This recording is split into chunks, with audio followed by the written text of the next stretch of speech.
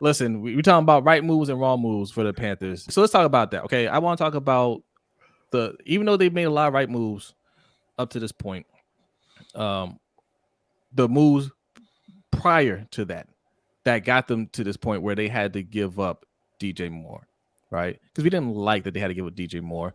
It might turn out to be nothing in the end because they got to solid to good wide receivers in return right now. They still have the draft, and if they get the right quarterback, you're not going to be talking about DJ Moore, right? So that's fine within itself, but it didn't have to come to this because why, B? What did they do wrong leading up to this? They drafted Jaycee Horn, and that's not anything against Jaycee Horn himself. Jaycee Horn's a good player, but I wanted Justin Fields in that draft. And, I know that some people don't like Justin Fields. I think he finally, the light came on last year and he really turned things around. And now with them building up the O-line, they got him some wide receivers. Cole Kmet's coming on. I think that he's going to play very well.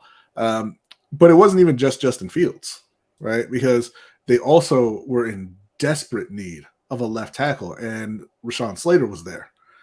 And they didn't draft him because his arms were slightly shorter than Matt Rule thinks the prototype left tackle's arm should be. And so he got to go to the Chargers. Also, Devonta Smith. Now, look, you can like Jaycee Horn and everything, that's fine, but offense beats defense in the NFL today. That's just the way it is. It's more important to be able to score points. And Carolina was then, and even up until right now, was in desperate need of a number 2 wide receiver. Devonta Smith, good enough to be a number 1 wide receiver, but they could have paired him with DJ Moore, right?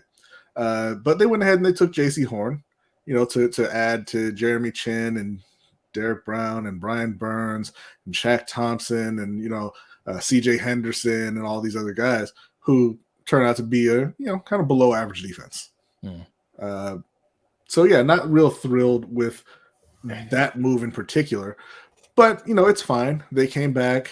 They got Ekwonu at left tackle. I think he's going to be very, very good. I think their whole line is set at this point, assuming Corbett comes back from that injury and plays well. They went out and they got Adam Thielen. They went out and they got DJ Chark. Even they went out and they signed Hayden Hurst. I don't like Hayden Hurst. He's not a good player, but he's a better tight end than what they had. So they have turned the offense around. It's just not as good as it could or should have been. Because this is a team that a couple of years ago had DJ Moore, Curtis Samuel, Christian McCaffrey, Greg Olsen as their skill players on offense, and now they've downgraded at every one of those positions. But it's not a bad offense. I forgot to mention they signed Miles Sanders. I thought that was a very good signing as well. I do like the direction they're going in. I just think that they lost a lot of blood unnecessarily in getting there. Yeah, no, I agree. But here's what I will ask, right? Let's say they drafted Rashawn Slater. Mm-hmm. What did they do in the draft where they got Ekwonu, this last draft? They could have taken Drake London. They could have taken Garrett Wilson. They could have taken Chris Olave, Jamison Williams. Even Jordan Davis. There were guys, and you know what? You don't know that it wasn't a good class for quarterbacks. All right, that's not written yet. Toddler Digits is getting it done over there. DJ Malone said we take Jaycee Horn off your hands. Huh? Yeah, we would. Yeah. The Ravens would take Jaycee Horn. Of course they would. That's what I've been saying all offseason. Send them Jaycee Horn and get Lamar Jackson and see and look back in, I don't know, 6 months and see who's still happy with that trade.